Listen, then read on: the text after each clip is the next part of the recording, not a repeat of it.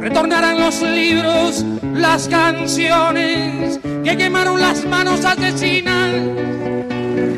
Renacerá mi pueblo de su ruina y pagarán su culpa los traidores.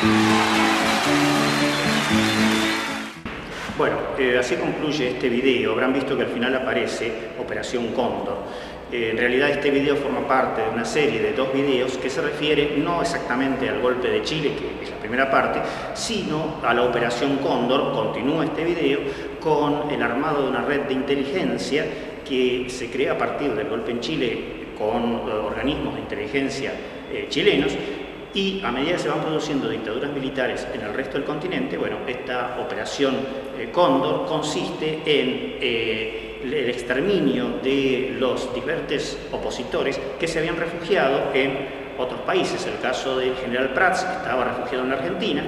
El caso más famoso de la Operación Cóndor es el asesinato del antiguo canciller Orlando Letelier, que se produce en Estados Unidos.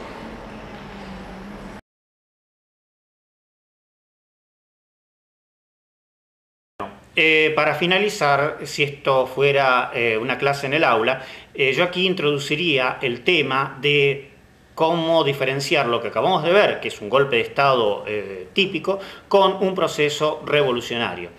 Y debo decirles que yo creo que se pueden diferenciar, yo creo que son procesos distintos, y mi argumento fundamental es que países como el nuestro, países que han surgido a la independencia en base a un proceso revolucionario, si consideramos que revolución y golpe de Estado son lo mismo, son procesos condenables, bueno, entonces deberíamos ver si hacemos bien en celebrar el bicentenario que ha ocurrido hace poco, si hacemos bien en celebrar una tradición de un proceso revolucionario donde reivindicamos a figuras como Güemes, que en definitiva conducía un ejército que podríamos decir que era un ejército guerrillero, o a San Martín, que era un subversivo, un general subversivo que se había alzado contra las legítimas autoridades del territorio que en ese entonces era el Río de la Plata, que eran los españoles.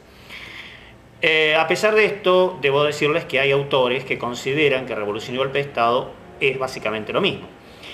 Aquí tenemos un ejemplo. Este autor, Curcio Malaparte, que escribió esta obra, Técnica del golpe de Estado, si ustedes leen el libro de Tulio Ortiz van a ver que al final, en la parte de revolución y golpe de Estado, Tulio Ortiz cita a este autor.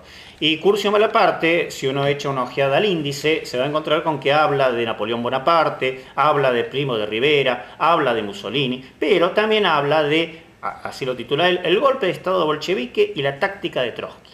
Es decir, para este autor, para Curcio Malaparte, que fue una persona que estuvo en la carrera diplomática, que recorrió Europa a principios, la primera mitad, digamos, del siglo XX, revolución y golpe de Estado son exactamente lo mismo y ambos son procesos condenables. Yo tengo un punto de vista obviamente distinto, pero lo que a mí me gustaría introducir en este momento, si estuviéramos en el aula, es un debate donde yo los invitaría a ustedes a sostener el punto de vista que coincide con el mío, que revolución y golpe de Estado no son lo mismo, es decir, a marcar diferencias entre lo que acabamos de ver y lo que es una auténtica revolución, y yo me pondría en la posición que es la posición negatoria, la posición de sostener que el golpe de Estado y la revolución son exactamente lo mismo.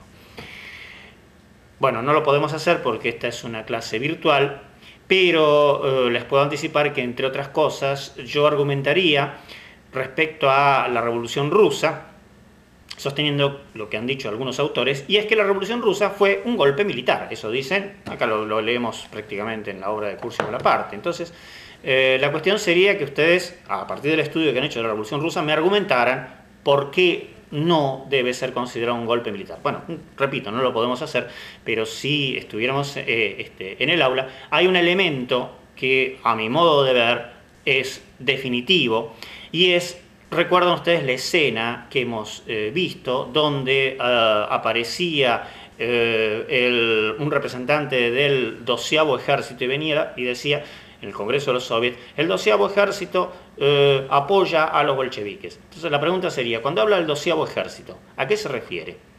¿Se refiere a los comandantes del 12º ejército o se refiere a los soldados? Obviamente se refiere a los soldados.